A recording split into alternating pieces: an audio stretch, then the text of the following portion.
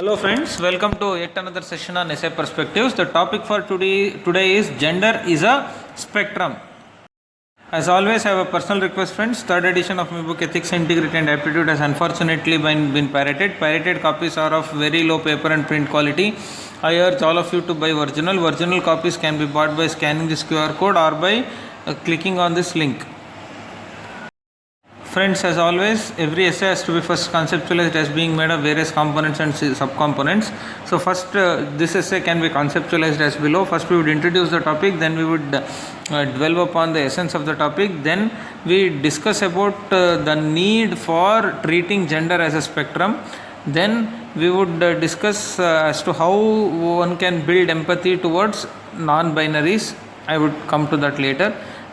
Then, in order to introduce an element of criticality into the essay, we would try to discuss as to how treating gender as a spectrum is a fallacy.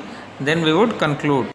Friends, as soon as I saw this topic, I was reminded of the movie Gunjan Saxena. So, this movie, as all of you are aware, is based on the life of Gunjan Saxena, who happened to be the first lady pilot in the Indian Air Force to fly in the combat zone. Madam did so during Kargil operations. Why this movie? How is this movie related to our topic? See friends, if you recollect, there are a few incidents in this movie that are very appropriate for this essay. The first one is when Gunjan Saxena expresses her desire to become pilot, her brother Anshuman opposes it. So much so that even after she gets herself trained in the Air Force Academy, and even when after her passing out parade also, seeing the photo, her brother remarks, if you see the photo, he asks her, what do you see? She says 11 Air Force officers. He says no, 10 Air Force officers and one girl. That's how the world looks at it, at the picture. So that is incident number 1. Next, incident number 2. Gunjan Saxena goes for training. Once she goes for training, she has to do sorties. Her boss, her superior, her commanding officer, whatever you may call, keeps on cancelling her sorties. Citing under one pretext or the other pretext. But finally, even when she was allowed to do one sortie, she was being supported by another Air Force officer by name Shekhar.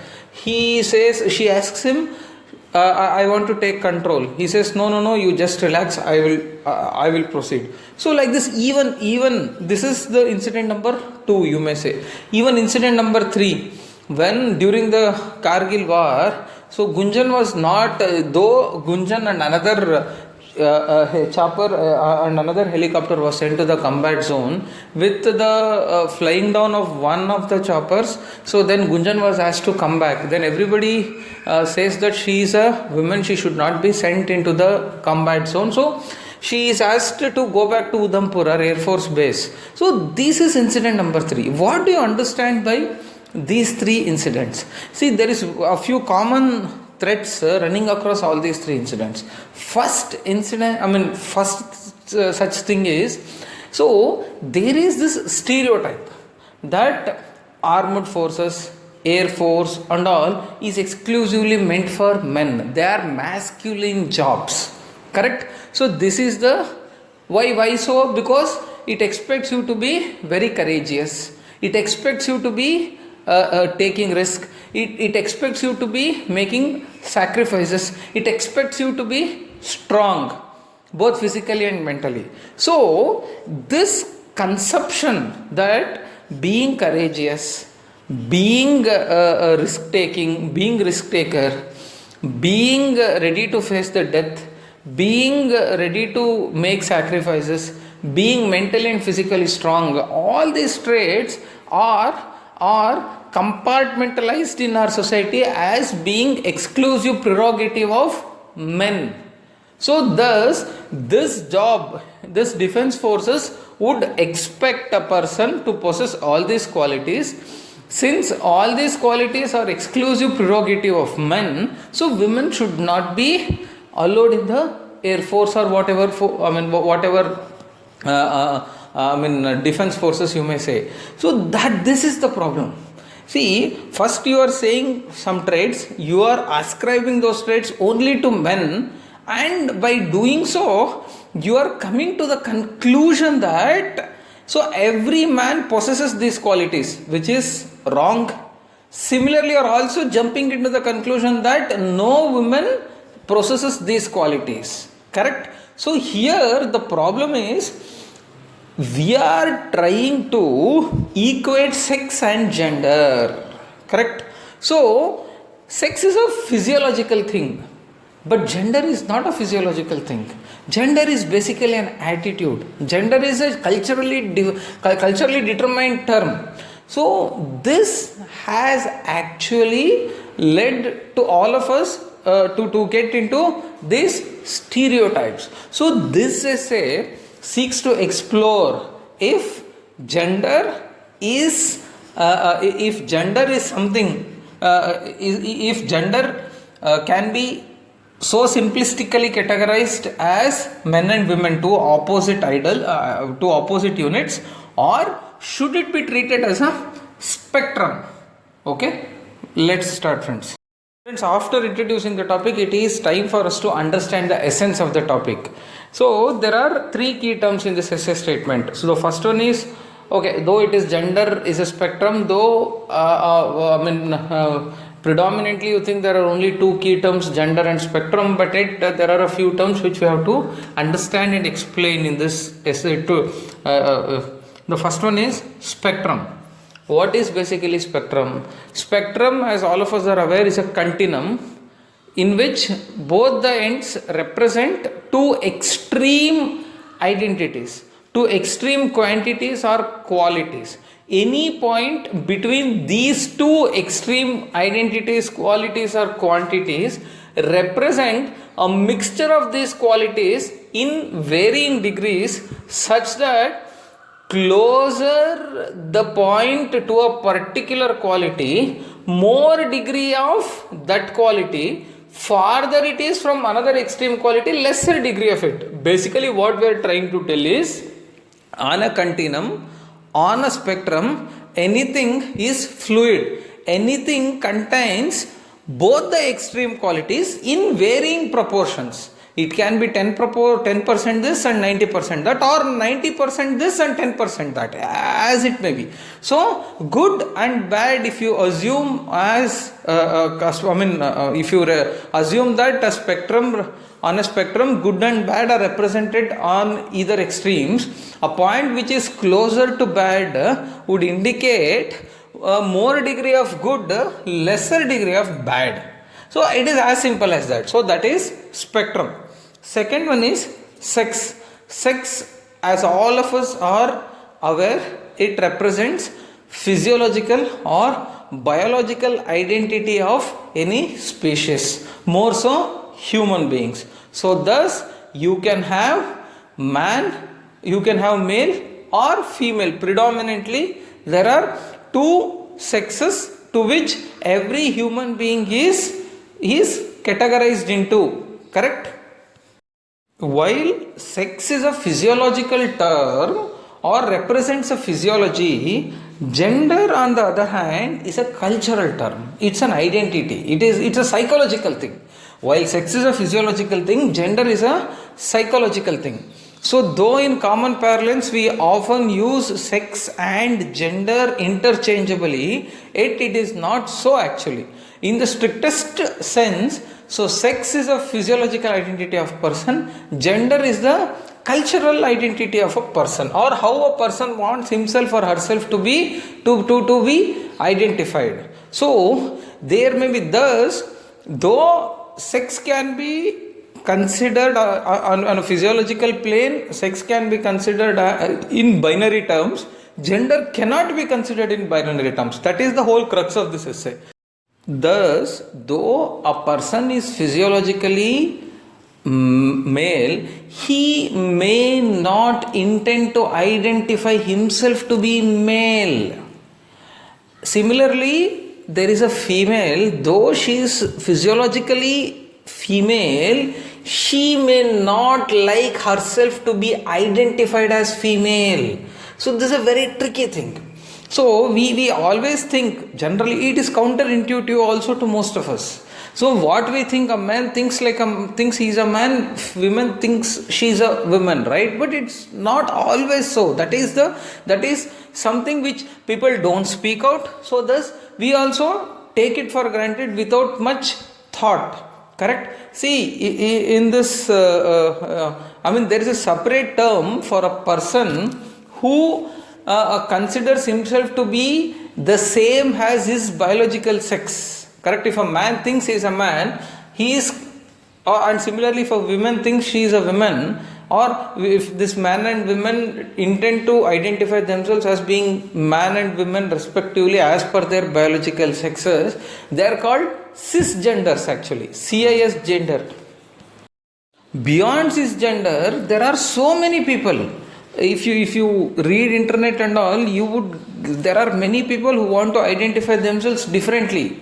So, thus, this essay seeks to explore whether gender should be treated like a binary, just as in the case of sex, or should it be treated like a spectrum or continuum. So, this is the meaning of this essay statement. Then I told you that there are only two sexes. So, men and women, male, female, he, she, whatever you may think. But the gender identities differ. So this is, since this is a not so popular topic, it is important for us also to discuss at least one or two such gender identities beyond men and women. The most popular gender identity which all of us can relate to is transgender. What is this transgender? So transgender means physiologically you are one sex, but you try to identify yourself to be something else. Maybe physiologically you are male, but you want to identify yourself to be a female. Maybe physiologically you are female, but you tend to identify yourself to be male. So that is transgender. Similarly, there are agenders. Agenders are those people who don't want to identify themselves as anything. They say we are neither men nor women, neither male nor female. Then we have bigender. So that means some people believe that they are both men and women. That's how they want to identify themselves. Correct? So then that's how there are many other gender identities which fall on this continuum. Correct? So, and also there are some scenarios where these gender identities also are not constant. Gender identities change with time. Gender identities change with space also. Some people want to identify themselves as gender fluid, because so today I want to identify myself as male, tomorrow I want to identify myself as female. We have not often, at least very once in a while, we have seen reports in the media and all. A person has changed himself. A person who was born as men turned as women. Correct? So this is what we call, some people are gender fluid. Some people want to identify themselves as female in a few settings and male in a few settings. So thus there are many, and these gender identities, whatever I have told, are very few. But if you go to internet and if you search, there are many such gender identities. See, basically gender is a cultural thing and a psychological thing. How I want to identify myself. Correct? See, so that's how this essay seeks to explore whether it is okay to just stick to opposite binary constructs of gender, or should you have to consider gender to be anything between these two extremes. So then after exploring the meaning of the essay statement, it is important for us to understand the need for looking at gender as a spectrum. Correct? So what is the need? How would treating gender as a spectrum help self? How would it helps okay, I'll put it this way. How would treating gender as a spectrum help my transactions with myself? How such a concept would help in my transactions with others? Okay, so first let us try to understand How should considering gender as a spectrum helps me while dealing with myself, correct? So the first thing is self-confidence.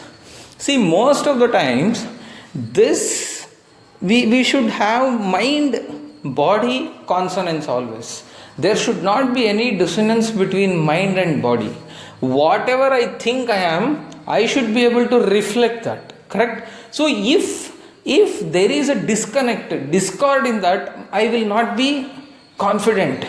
See, there may be many individuals in this society who may be afraid of trying to be what they actually are. Maybe there is a girl who is very muscly, who is very bold, very courageous, but in some settings she doesn't want to express herself to be courageous. Why? Because she is afraid that she would be looked down upon with scorn by the society. So she would be labeled in bad light. She would be called, say, Shrew, Virago. I mean, we come across a lot of words in English, even in our local things. So women purporting to be, projecting to be very courageous, bold and very active is labeled as something else which is not looked upon with respect by the society. So because of that, she would resist herself, she would try to become nice, she would try to become pleasant, which is actually against her character, her default character. So that actually, will not make anyone confident. So if you want to be confident, then the society should accept gender to be a spectrum, and you should convince yourself that gender is not a binary thing, it is a spectrum in itself. So that gives a person a lot of confidence. Same is the case with boys also, right? In many cases, in the schools also we have seen many boys who are very tender, who are very soft, mocked at, or being laughed at, etc., right? But that is how they are. We have to respect them. So such guys will suffer from this diffident attitude throughout. So thus it is important for me to understand that gender is not binary, it is non-binary, it is a spectrum, to stay confident and to do whatever I wish to do. Next is stress-free life. Stress-free life is very important. See, when there is a scope for stress. So whenever whatever your mind thinks, whatever we can do, there is a difference, then there is stress. So I'm not able to I'm not able to live up to the expectation of society, there is a stress. I'm not able to live as I wish, there is a stress. Finally, this is an offshoot of the earlier point, but yet, if you are self-confident, you would be able to lead stress-free life. If you are diffident, you are always struck with stress, correct? A person who by default, who very pleasant, a guy, a boy who is very pleasant, who is very tender, tries very hard to act courageous, and in this process he gets into stress. He gets into a lot of stress. He cannot do that. So that stress translates into a lot of psychological issues to him. So if he wants to lead a happy life, then he should come out of that stress, correct? So then no inhibitions. See, only when you consider yourself only when you treat that gender as a spectrum and I can be what I wish to, then there are no inhibitions. You would be able to try multiple things. So when you try multiple things, your psychological self gets a kick, your life becomes meaningful, correct? So take the example of a woman. So she really wants to become a pilot, as in Gunjan Saxena, or let us say she wants to do horse riding, or she wants to, let us say, do weightlifting, whatever. So in the traditional context, where all these things are labeled to be the exclusive prerogative of menfolk, then she would not be given access to do all these things, correct? So I mean, the best example is even taxi driver and auto drivers, correct? All these days, and even bus drivers, truck drivers for that matter, all these things are labeled to be the prerogative of men. So even a woman who is interested to drive truck would not venture into it because she thinks it is not her cup of tea, correct? So only when that realization comes that it is okay, gender is a spectrum, then she would, without any inhibitions, would be able to try all those things, correct? So basically this understanding and conviction that gender is not a binary but a spectrum would enable an individual to realize one's self. So this realization spurs from self-confidence, stress-free life, and having no inhibitions. Then how does this understanding helps while dealing with others? The first thing is human relations. See, while dealing with others, you would be able to strike a better card if you understand that person's perspectives and act accordingly, correct? So if you if you don't understand this and try to act in a different fashion, then there would be discard in the relationship. I am forced to give the example of movie Gunjan Saxena only. In that, without understanding, without realizing that gender is a spectrum, her immediate superior commanding officer, whoever you may call, would repeatedly try to stereotype her as being a weak person, correct? She is asked to actually take up a strength challenge with her counterpart male flying officer, correct? But later, though she fails in that, she comes out and openly and she says, I may a plane ko utana nahi udana chahta hu. Correct? That means strength has nothing to do with that, but that psychological thing led to it. So if you don't consider gender to be a spectrum, you would start interacting with others in a random fashion without giving any recognition or respect to the other self. That actually turns the human relations sour. If there is a pleasant guy, it is your duty to treat with him with respect. Maybe that guy is good, maybe that guy wants to learn embroidery. What stops you from doing that? Maybe that guy is good and he wants to learn cooking. Why are you calling it as the prerogative of women and stopping him from doing it? Correct? So, thus only when you understand their perspective, you would be able to converse with them well. You would be able to engage with them in a better fashion. Then comes work entrustment.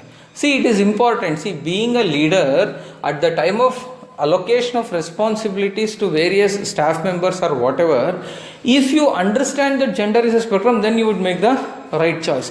Maybe in your office, you have one person who is there are two persons, let us say, one guy, one girl. You have to allot them to two different works. One is being a receptionist and another one is being a, let us say, security guard. Okay, so here in this, if your female staff is not tender, doesn't know how to talk, is not soothing in her conversation and interactions with others, if you put her as receptionist only because she is a female, then you are doomed. All your clients will not even come to your office the next time. Correct? So similarly, that male guy who is very tender, very sweet, very soft, if you make him, and very weak also maybe, if you put him as security guard, somebody will come and ransack your office. Correct? So you should be smart enough. So only when you are aware of the fact that gender is only a spectrum, you would be able to allot the work purely based on their abilities, not on the basis of the gender. Correct? Then realizing everyone's potential. That's what. So basically, when you have understood this, you would put the person to a particular task in which his abilities and the requirements of the job match. When this skill requirement, there is a match, then definitely that person also will be able to realize his own potential. So when every person is realizing his or her own potential, that actually creates a synergy leading to lot of positive output for both organization and for also self. See, then after understanding the need for treating gender as a spectrum, it is in the next logical step is we have to how to build empathy towards non-binaries. Non-binaries are those people. I told you, cisgender is the one who identifies himself as the biological sex to which he or she is born. Correct? Other than, so that means binary means male, female. Anyone identifying himself anything other than these two would be treated as non-binary. How to build empathy to these non-binaries? How do I build empathy for myself and how would I inculcate that sense in others? Okay. The first one is we should realize that it is very important to respect everyone. It may be a transgender, it may be a agender, it may be a bigender, it may be anyone for that matter. You should respect. So you should respect an individual for him or her being an individual. You should not respect a person for him or her being man, women or a transgender. So that sense of respecting others regardless of any considerations is the first step in building empathy to anyone. So you see a transgender, you start laughing. You see transgender and you start cracking jokes on them, mocking at them. Is not in good taste, right? You should treat transgenders on par with your other friends. Then only that is the first step of empathy. Then come out of that stereotypical mindset. So first, this is a very conscious exercise which one has to do. So whenever, what are the stereotypes or gender related stereotypes that you are subjected to, you should be aware of that first. So that means, so if you are really a person who is who is succumbed to who is a scapegoat to those gender stereotypes, then it is important for you to write down those stereotypes and ensure that you come out of that. Every time you encounter a scenario that is in consonance with your stereotype, you pause for a moment and say that no, I will come out. That is important. Next, be a good listener. See, nothing before being a good listener. Any person, before understanding that person, if you jump into conclusion, that is the worst thing you can ever commit. So you have to be a good listener. You have to understand them. Maybe you though you are stereotypical, despite your efforts to come out of that stereotypes, you have not been able to come out of that stereotype. But yet, if you are a good listener, if you start listening to everybody, then definitely, if you are an open-minded person, you would come out of that stereotype. You would not cling on to that stereotype. Only thing is that in your transactions with others, you should make it a point, you should make it clear to the other person that you are a good listener, that the other person can open up to you and speak their mind out. Then, how to build empathy in others towards non-binaries? Sensitization at school. See, this is extremely important. Most of the problems start at school itself. We see school children bullying these non-binaries. Correct? We see the first problem is at least students or these kids, they are very fresh. They don't even know it is wrong. Just for the sake of fun, they start making fun of others. There are so many terms, right? Even we so many terms ascribed to these non-binaries are being used as foul words in our daily parlance. So all those foul words these children pick up at school only. So that it is important to have sensitization at the school. That is extremely important. Then comes movies. It is unfortunate that there are many movies try to strengthen these stereotypical mindsets. See, these movies try to make fun of the non-binaries. So that should stop. There are non-binaries who have done a lot of things. I mean, most of you may be aware that even the Mallikafar who was who was I think a commander, whatever you call, of Alauddin Khilji was also a eunuch. The history celebrates him. Whatever, but his expeditions and all are celebrated. There are transgenders today who have set up firms, enterprises, and running businesses. There are transgenders who have become radio jockeys, sports persons, what not. So, thus, these movies have to stop portraying these non-binaries in a poor light. We see all these non-binaries are portrayed as comedy pieces, correct, in the movies. That should go. They are always projected as weak. They are always projected as dependent on someone else. So that movie should stop doing that, and movies should start projecting everybody in the right light. Otherwise, the attitudes will never change. Then social media campaigns are also extremely important. How not being a binary also is not wrong is the message that one should put across. After discussing all these things, after batting for gender spectrum, it is time for us to stop for a moment and introduce an element of criticality in our essay. So then, where we try to discuss whether gender spectrum is a fallacy or not. I should have put the question mark. The first problem with this gender spectrum thing is it is impracticable to implement in public administration and public policies. Correct? So it's very difficult. Now, after a lot of campaign, we have been able to, from binary, we have added one more category in our public administration, public policies. Men, women, transgender. Correct? Third gender. But the problem is that when you have gender spectrum, there can be many numbers, there is no limit. So thus, if you want to create policies, if you want to implement those policies, you have to design policies. You can design policies only to suit a particular gender. But when you go on having multiple types, it is very difficult to conceptualize a policy and then implement the policy. Correct? So you have a separate toilets everywhere for men and women. So, if you have to, it may be not so relevant example, but if a person, let us say, if a transgender or whatever, if they don't feel comfortable using the toilet, then it becomes difficult, right? Suppose a man who identifies himself as women wants to use the female toilet, then it is difficult, right? How can you manage that? Can you have a separate toilet for such people? If that is the case, how do you ensure that only those people come and use that restroom, others will not take it as an opportunity to harass someone else? Correct? So all these intricacies are there. So it's not at all easy. This is a cultural construct. This is a psychological construct.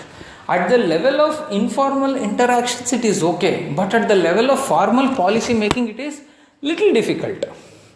Then undefined, any number of categories. This is what I was trying to tell you. So gender spectrum, the number of categories are not limited. It keeps changing. People call themselves gender fluid. Today I am man, tomorrow I am woman. So today I consider myself to be man, tomorrow I am considered to be. So I must be allowed to use or today I am considered. I want to identify myself to be a woman. So please allow me to a ladies guest, a ladies hostel. Tomorrow I want to identify myself to be man, so don't allow me to that.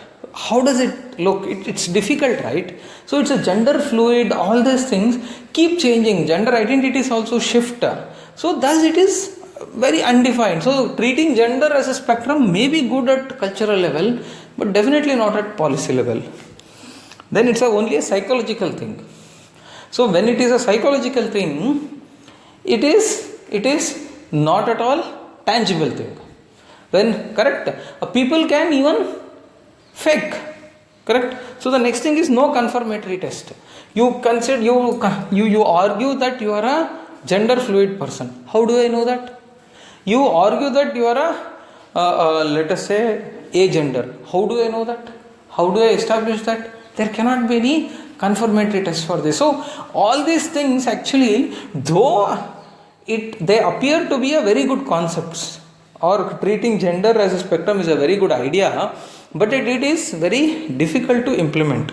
So after this, all this discussion, it is time for conclusion, friends. From the elaborate discussion above, we can safely conclude that it is important to understand gender as a spectrum and treat every other individual with dignity and respect.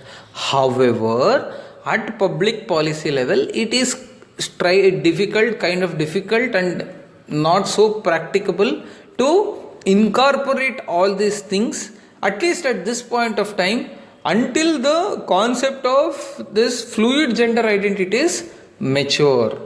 Okay, friends, we'll meet next week with another topic. All the best.